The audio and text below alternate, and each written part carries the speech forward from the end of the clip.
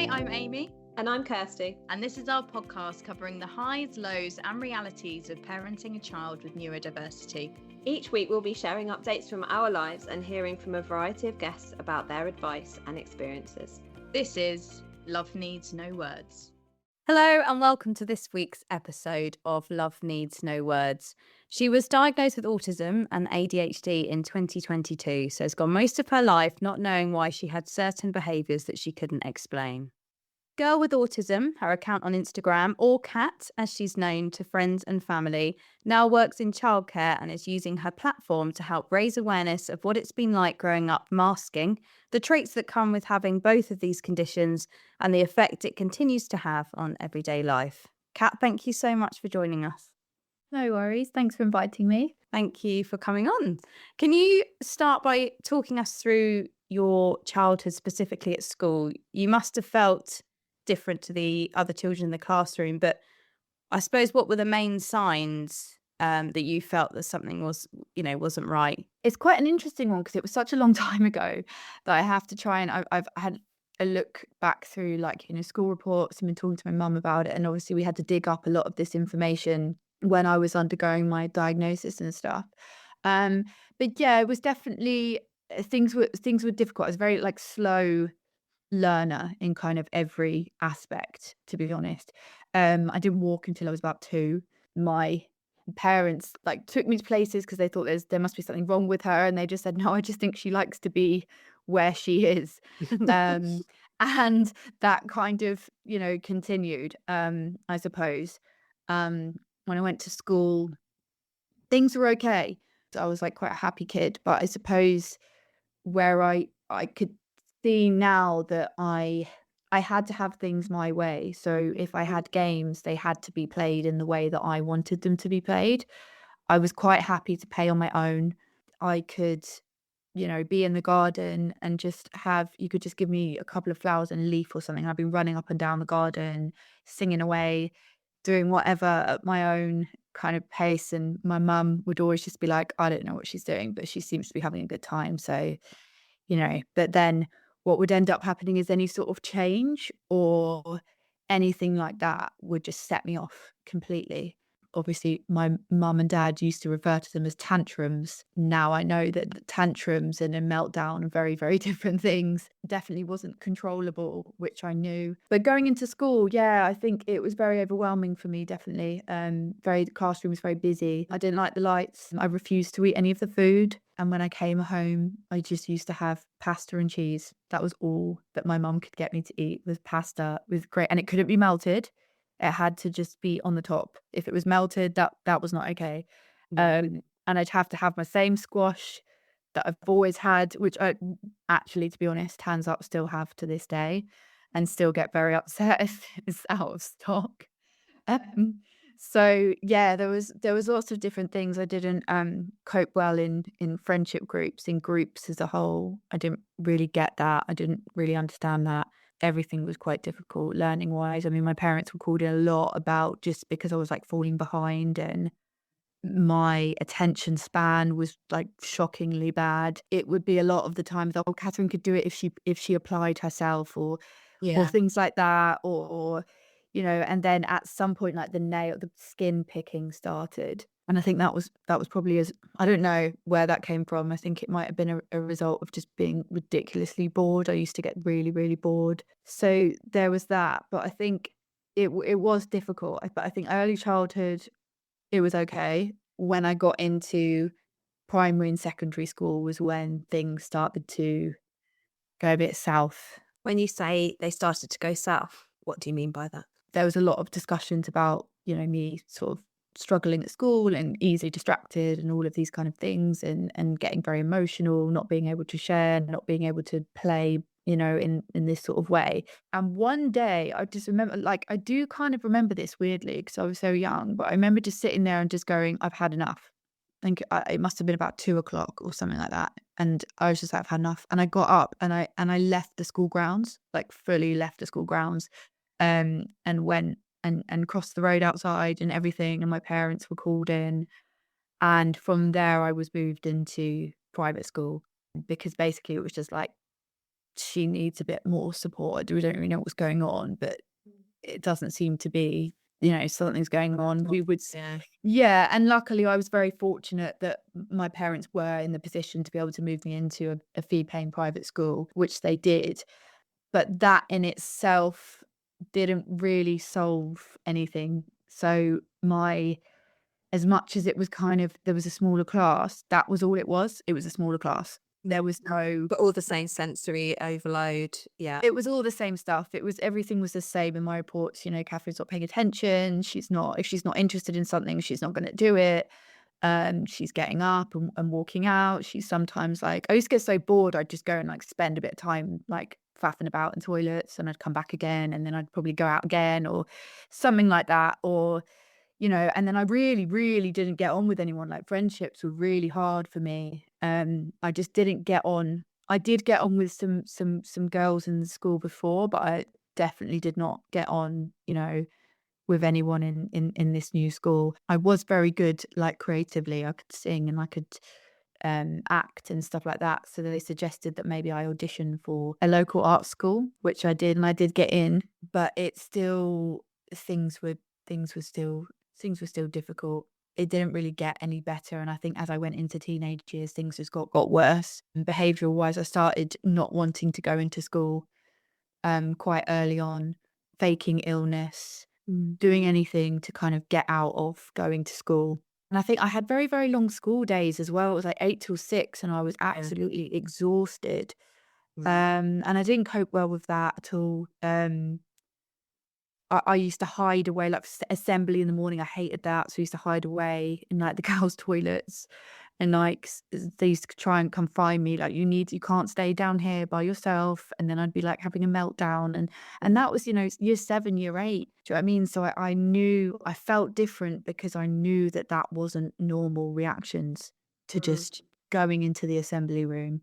I knew that not being able to sit still to the point where I have to leave the room, I knew that wasn't normal, but I didn't know what to do with that. I mean, you just don't know. No one knew. I didn't know. So you just I suppose I just got on with it. So you were diagnosed later in your life, and we'll touch on that. But when you were at school, was there any explanation given to why you were kind of exhibiting these behaviours and why you were finding certain things more tricky? No. And I think largely that was down to the fact that I was also diagnosed epileptic. Okay. So I was having a lot of seizures, and that was that overtook everything really, because then I was sort of like in and out of hospitals and things like that, and I wasn't at school that much. So I think a lot of the time they put that down to just me not being regulated, to the fact that I didn't have a normal routine. But what I ended up doing was I used it in my advantage. I learned how to, from talking to people about what happened, I learned how to make them up.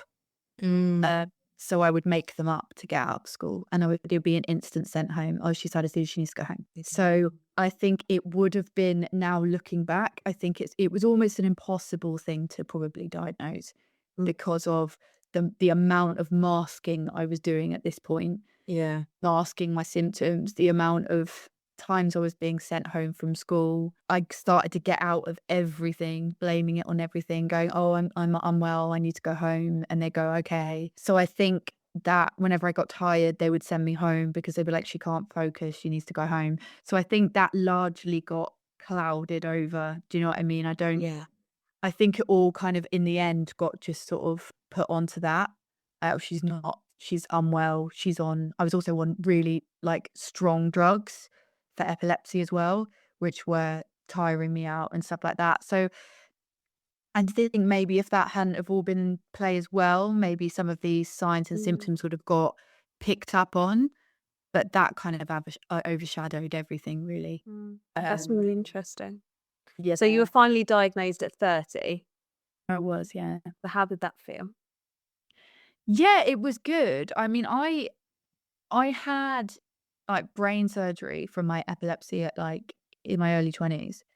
So after that, everything was like it worked. And basically the idea was, you're now free of these things. go on your way. Mm. And all of the stuff that I was kind of masking or putting back, on this other stuff, all kind of came out to play.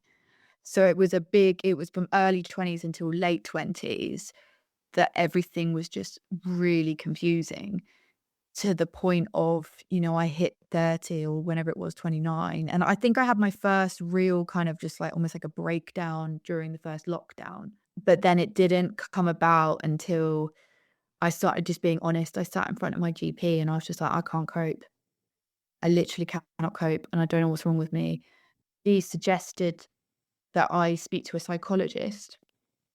And it was the psychologist who picked it up, who was straight away just saying things to me like, you don't stop playing with your hands, Are you nervous or what's, you can just talk freely to me, your parents aren't here, no one's here to look over you, it's just me and you. And she would just notice things like, she said to me, like, you're covering your eyes. And I'd be like, well, that's a bit bright. And she goes, okay, I'll turn the light down. So is that better? I'd be like, yeah, that is a lot better actually. She'd go, okay. And it was just little things like that. So yeah, I mean, it was good. It's good to get the diagnosis, Yeah. How did it feel when did she float to you, okay, I feel like based on the time I've spent with you, I feel like there might be neurodiversity here? Yeah. And how So did that feel when she said it? Yeah. Well, I had a few sessions with her actually, and she picked up on so many like little traits that I had and little, funny things, and she would, in the nicest way possible, she would press kind of trigger points Yeah. to kind of see how I would react to things, and she noticed my reactions and things like that. So yeah, I mean, it was good to have her there, and she sort of said to me, like, after about, I think we had 3 or 4 sessions, to be like 4 or 5 hours that I spoke to her, not at the same time, but, like 1 hour, 2 hours kind of sessions. And she said to me, yeah, I think we're looking at something that I don't think that you would have even thought of. And I want to put you in touch with someone who specializes in a diagnosis of, specializes in doing a diagnosis of ADHD and autism. And I was just a bit like, what? I kind of was just, it never occurred to me at all. I mean, I don't know if it was just, I didn't know anyone that was autistic or with ADHD or anything like that. But to her, it was obvious. It was obvious. She said, to be honest with you, I knew in the first session. I needed to go through the motions and fully get to know you and go through your school reports and everything, because I didn't want to waste your time by putting you in front of a psychiatrist. But it was pretty obvious to me almost straight away that you're just showing signs. I mean, it's all over these school reports, especially early childhood. So yeah, I got put in touch with this psychiatrist, and then obviously they don't they can't get diagnosed at the same time, as you well know. So the first one was ADHD, which I was adamant I didn't have, because I've looked up classic ADHD symptoms and I just thought, I don't relate to this. It's not, but he said that I tested very highly for ADHD. And then, it kind of went from there, basically. Did it help explain a lot? Because there must have been times at school where you just, as you said, you felt very different. And then all of a sudden you're being told you've got these things and you have to learn more about what that means. And then did it help explain the certain ways you were behaving? Yeah, definitely. I mean, the first thing I related to was probably masking. Yeah. When I started reading up on masking. But to be honest with you, I didn't even, my first thought was, give me a drug to fix me. That was my first thought. And they trialed me on different drugs, and I thought, this will fix me. This will make my brain work normally. And each one I reacted to badly, and each one was a nightmare. And the process of that whole medication cycle was just really I just didn't react well to any of them, to be honest. And so at first I was really frustrated because I just wanted the fix. I just wanted to be given the fix. I didn't have any interest in reading up on what any of it meant for me. Yeah. I was just like, I want a solution straight away. Again, probably very ADHD type of trait. Just get this away now. Yeah. Make me Fix it. kind of, Yeah. okay, great, fix it. We've just given you a load of money, fix me. And it was almost just like, there you go. bye-bye, get on with your life. But then the reason why I started looking up on it was actually when I started working with a couple of autistic children, a couple of years ago now. And I was very blessed to be able to work with, two or three children that were on, or starting to get a diagnosis or things like that. And so much of my day was just spent, I don't know what it was. I just warmed to them instantly. Like, I warmed to all kids, but these guys were like, I was like, we need to keep you safe. Like, you're really, you're awesome. And I think that when I started reading up on, it took someone else, it took me going home and looking, right, how can I help these kids on a daily basis, to then once I started looking at the stuff going, Actually, I need to help me okay, as well. Yeah. oh, that's interesting. And that's how it came about. And that was probably about a year later, to be honest. I was very stroppy because I didn't get my fix so I kind of just ignored the whole thing and was just like, oh, this is pointless. So we spent all this money, you've just given me a couple of diagnoses and that's it. Yeah. Whereas actually I realized that so much of it is just comes from actually just reading up about it and listening to other people, and it came about because of that. Like, if I don't know where I would have been, whether I would have started up this account, whether I would have done anything if it wasn't for that experience of wanting to help other people, to then start to learn, oh, okay, these things are probably what I struggle with too. That's interesting. To learn about Um, yourself. yeah, you learn about yourself sometimes through other people. And I suppose I thought, well, if you're going around saying there's nothing wrong with you, you're great. You just work differently. Your brain just works differently. We need to just work with. Then why am I not applying that to myself? Why am I trying to put myself in a box all the time to try and fit in with, why am I doing it to myself? If I wouldn't do it to someone else, why am I doing it to me? And it was only a year ago that I started being interested in what this means for me. Um, and that's been, an interesting process so far, but rewarding in many ways. It's fascinating to hear your journey, actually. So you were diagnosed with autism and ADHD. So how does having both of those diagnoses affect you? Some days it does feel a bit like a tug of war in my brain. Can't lie. One of them say it's like you've got two sides almost. It wasn't even a known thing to diagnose the two. I think it was like 2013 or something like that, that it was the two got diagnosed together. It was either you had this or you had that. For so many people having a dual diagnosis, it does mean that there's a big crossover between the two.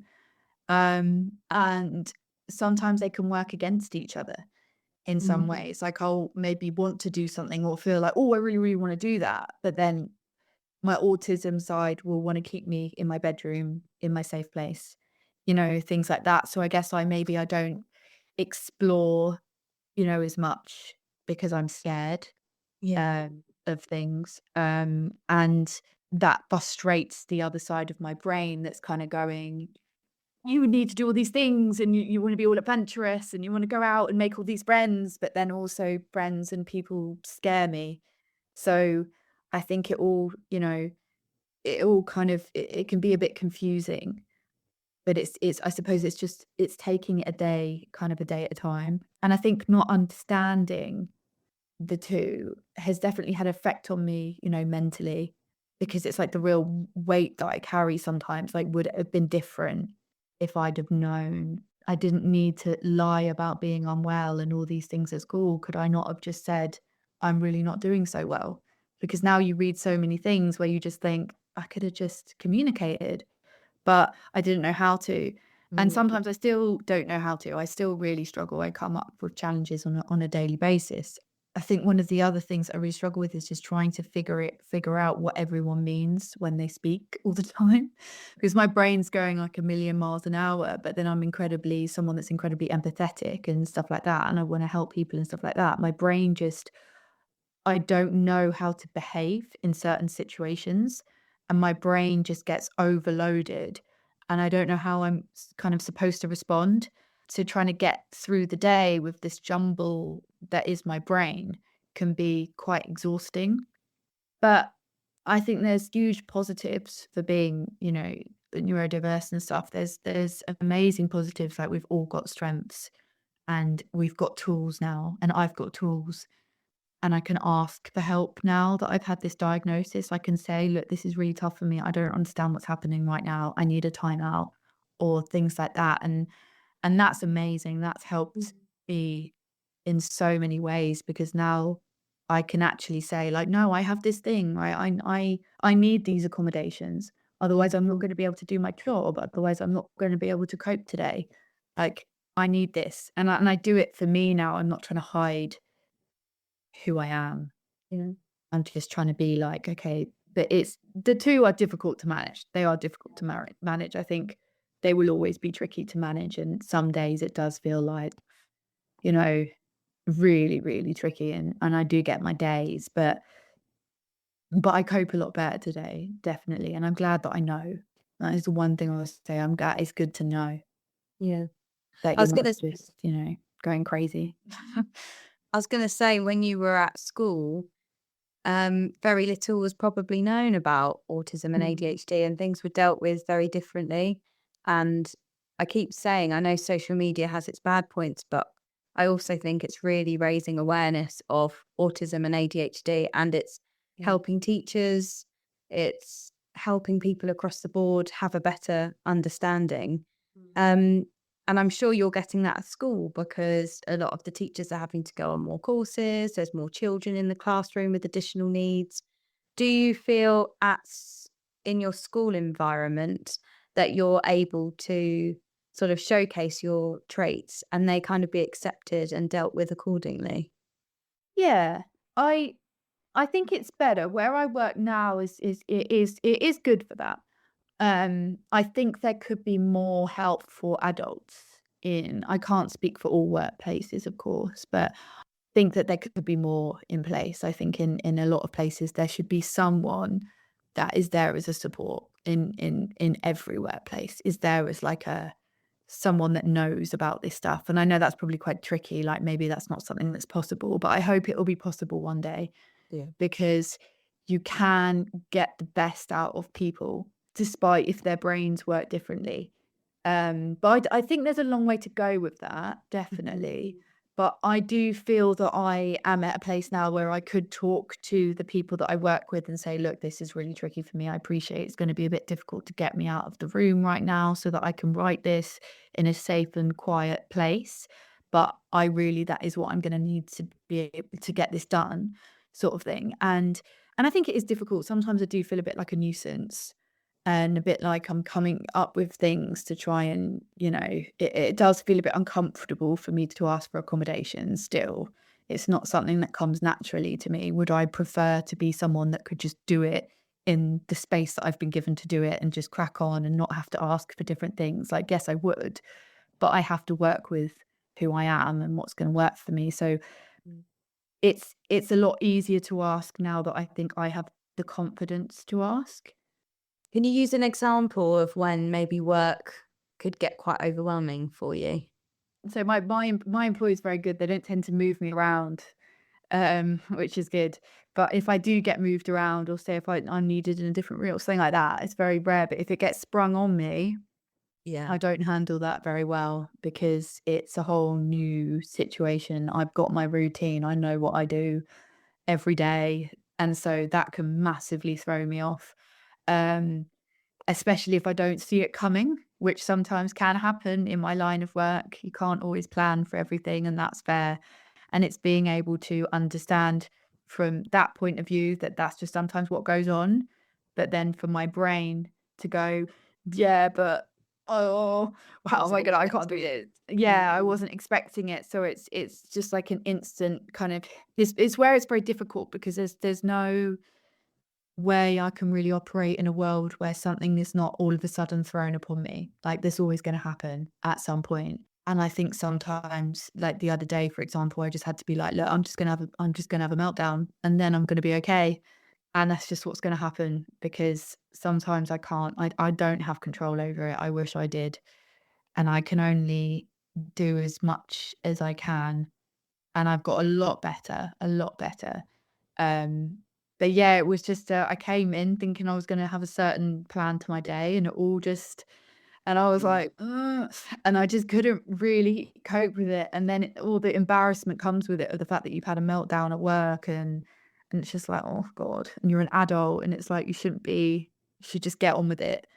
Um, but obviously, I just have to try and be kind to myself and go, do you know what? It is what it is. That is extremely Yeah. challenging for me. So And the more people understand about autism and ADHD, the better that they can deal with those moments when you can't cope. What I'm really interested in is, you've touched on it a bit about the juice, but do you have things in day-to-day life that you're very routined with?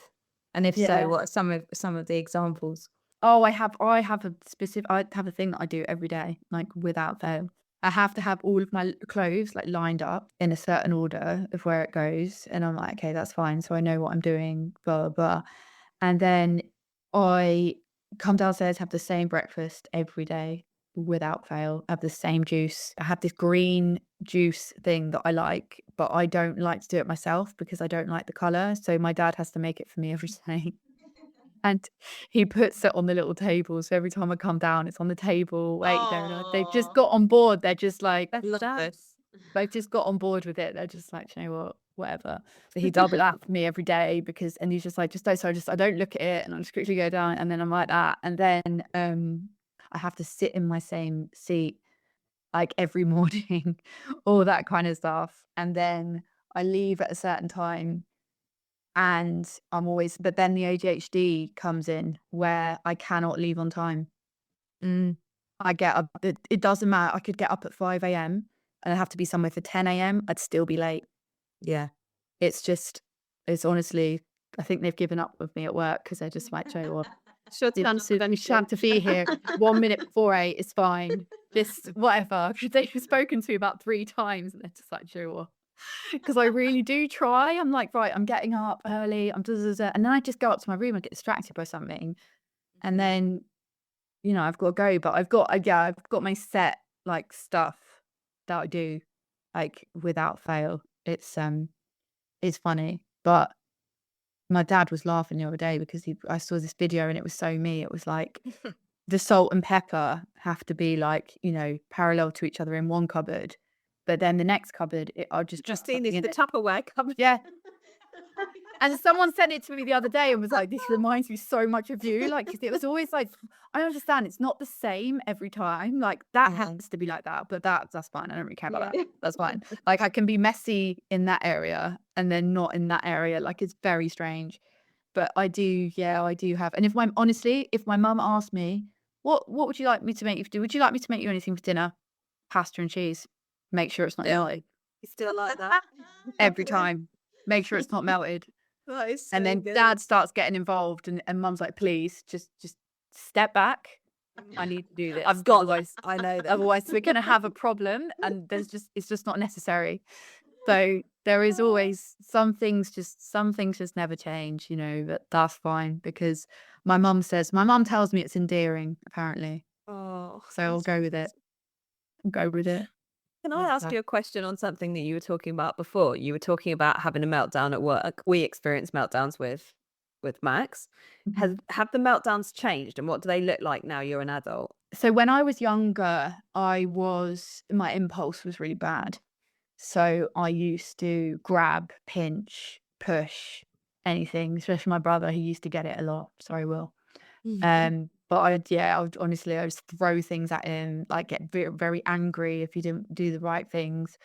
Now it's more like grew out of that, but now I will just get incredibly frustrated. I'll feel like instantly like this, just really, um, and it will just be like I'll just feel really warm, and I'll just start to cry. Like, and I'll just be like, sometimes I'll just stare blankly, and then this is overwhelming emotion. And I usually just the tears will stop when they want to stop. But usually what it does take is someone to come in and talk to me and be like, it's all right, it's okay. Because that's all I need a lot of the time. I don't need anyone to come in and necessarily fix me or try and psychologically understand what's going in my brain. Sometimes I just need to be told it's all right. And sometimes I just need a cuddle. Like the other day, one of my colleagues, she just gave me a cuddle. It's like, it's all right. And I was like, okay. And then it wasn't long before it was one of my colleagues, it was someone that I'm very close, we've worked together a while now, and she just come in and give me a cuddle and was like, it's okay. It's just gonna be I'm not I know it sounds really overwhelming because you've just come in and it's the whole day and you've never done anything different for the whole day. So, but it's gonna be okay. Just try and make the best out of this situation. You're gonna learn, you might learn something new. And then it was just being allowed that time just to be by myself and to have my space. Because if people overload me and over, get, to me at that time, it's just not, I just need to be in a safe space. I need to just calm down and then I can hopefully go back to it. But they've got better. They used to be really, really bad. Like if my mum, if I didn't want to go to school and my mum was like, you need to go to school, like I would get not nice with her. I'd be pushing her, everything. Like, I hate you. Like, and that went into, into kind of adult years. We'd have like the really horrible, and she was just, and now we talk and stuff like that. And she's always just like, I just didn't know what to do. I did not know what to do. I didn't know why you wouldn't tell me why you were so unhappy. I No one could understand at school. Like, I just didn't know what to do.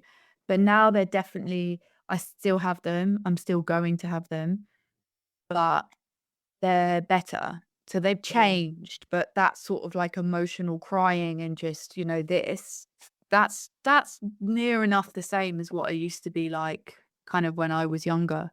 Yeah. Really, that it's almost just like an extreme emotion. That's what I would say. And it's suddenly it just happens. And sometimes they can happen without warning. It's just something's triggered me and, gone. Yeah.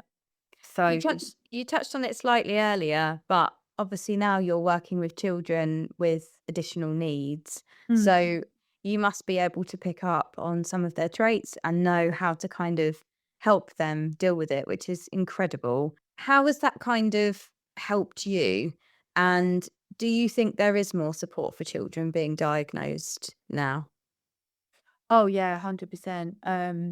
I mean, I think it's about the people, to be Yeah. honest with you. I know people that have worked in places where it hasn't been too much of a thing. It's just been like, and then and now I work in a place where people really care. And I think that is so nice to be a part of. But overall, I think now that there are things in place, like there has to be. I don't think, I mean, I don't know, I don't work in a school, but I imagine, from speaking to the Senko where I work, I know that there's like proper procedures in place and blah, blah, blah. But I think at the age group I work with, it's crucial. It's crucial because it's their year before school.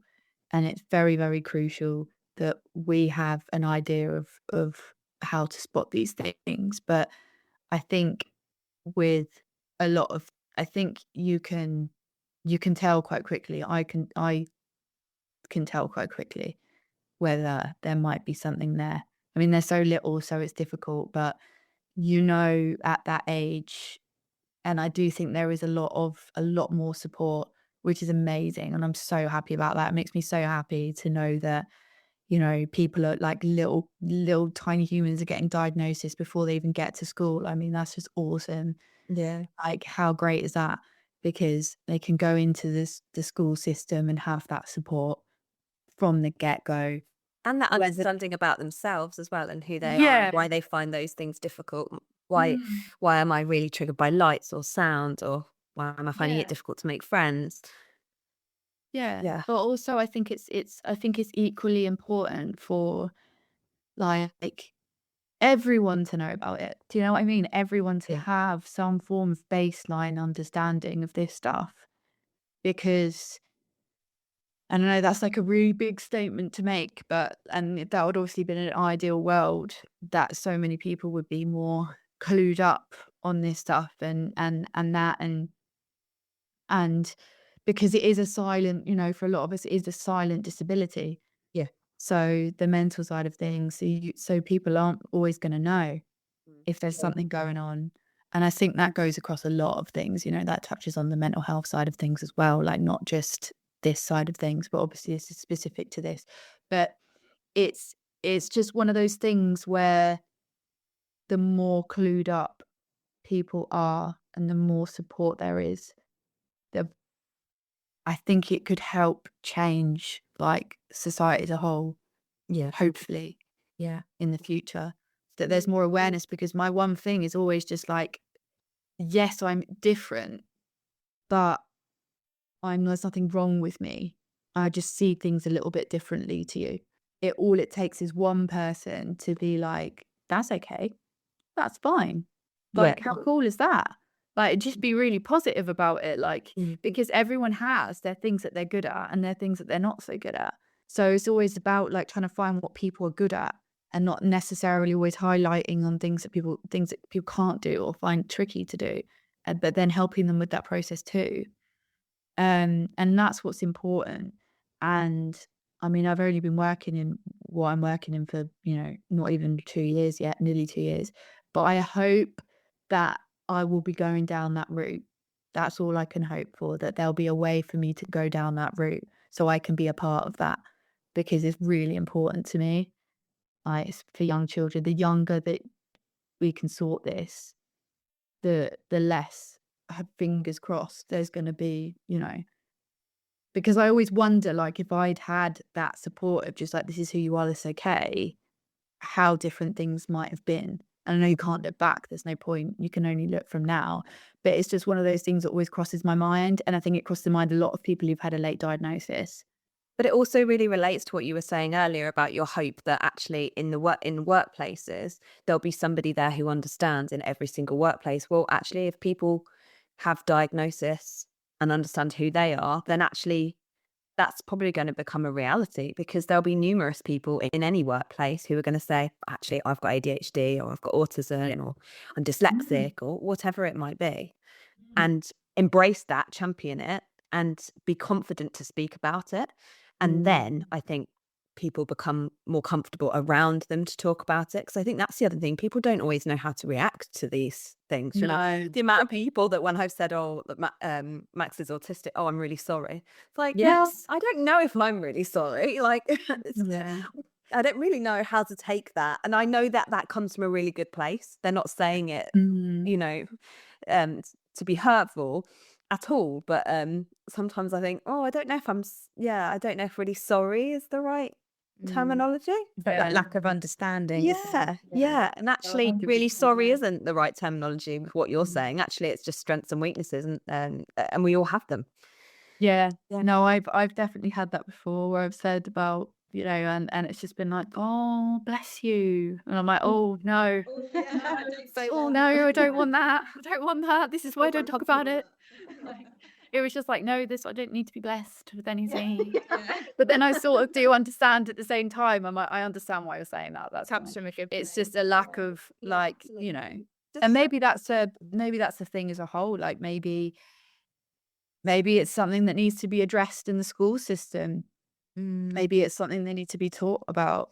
I don't know if they are or not, or whether that's something in the curriculum, but maybe it's something worth teaching the neurotypical children in the class about, like, that this person, what this person obviously seems like, about, as in, this is what happens. There are people that are like this, and there are people that are like this, and it's all an inclusive.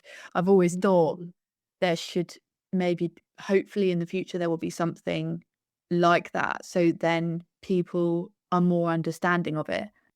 So Girl with Autism, this is your new Instagram platform. Yes.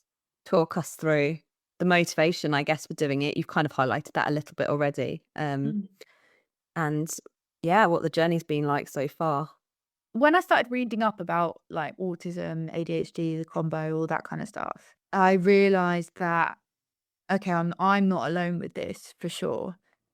And because I feel so passionate now about being open about it, I thought, well, what's the best way to spread awareness and to gain insight myself and then to spread awareness, um, and to grow, my own support network of people is to set up an account.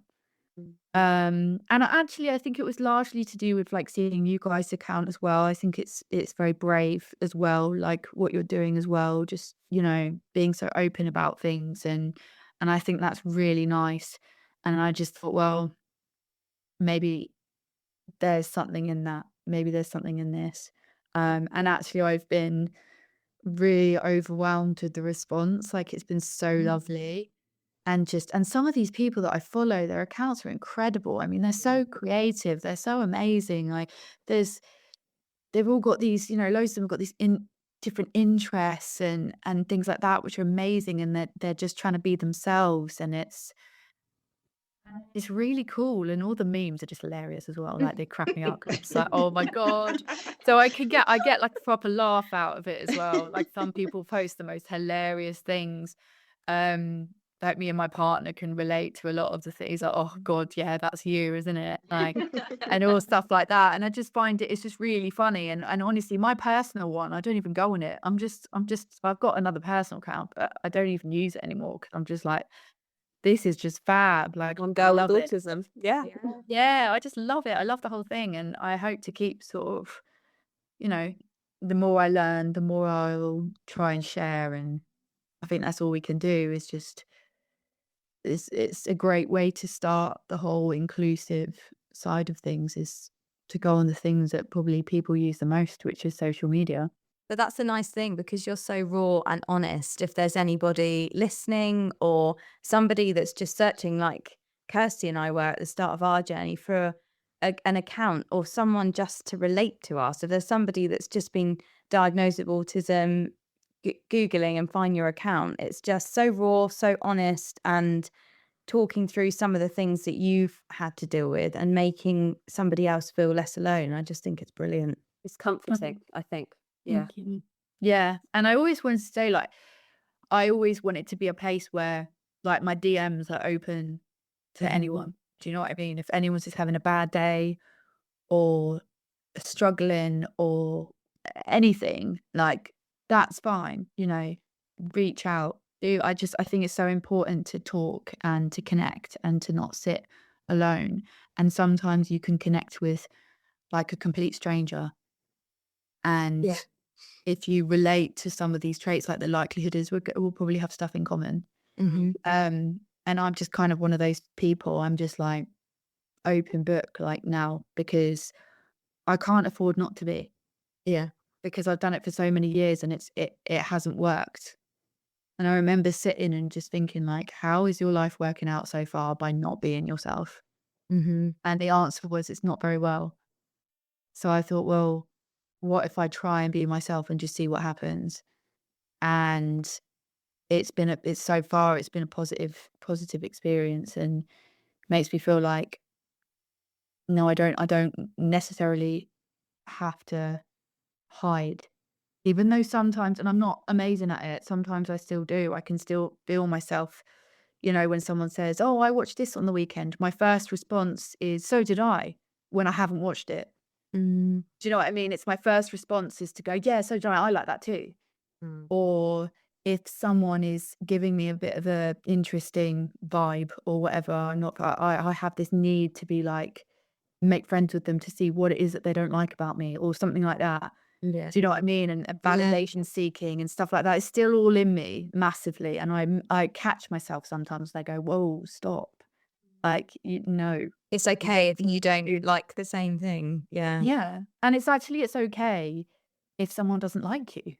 Yeah. That's okay. Yeah. Like, don't worry about Can't be it. liked by everyone. It's like, you can't be liked by everyone. But sometimes in my head, I literally have to give myself a little pep talk and go, it doesn't matter. Like, they don't even know you. So whatever. And, you probably are a little bit annoying as well. So that's fine. You probably are really annoying. No, I'm joking. But no, but it's been great. It's so far, it's been really, really good. And we'll just see where it goes. I'm really thankful for like other people's content as well, because it's incredible, including yourselves. So thank you for doing that.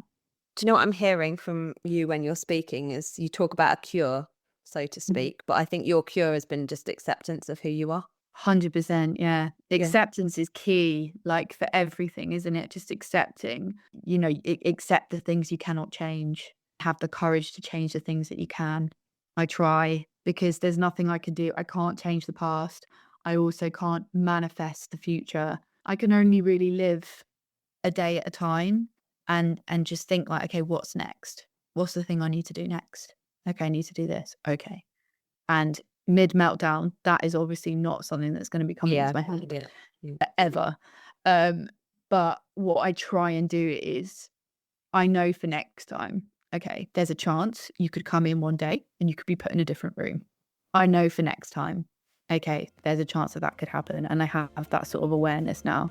Kat, thanks so much for joining us. You've been absolutely brilliant. It's been so wonderful to hear your story. It's really inspirational. Oh, well, thank you so much. And again, thank you. It's been lovely getting to know you guys as well. I think what you're doing is amazing.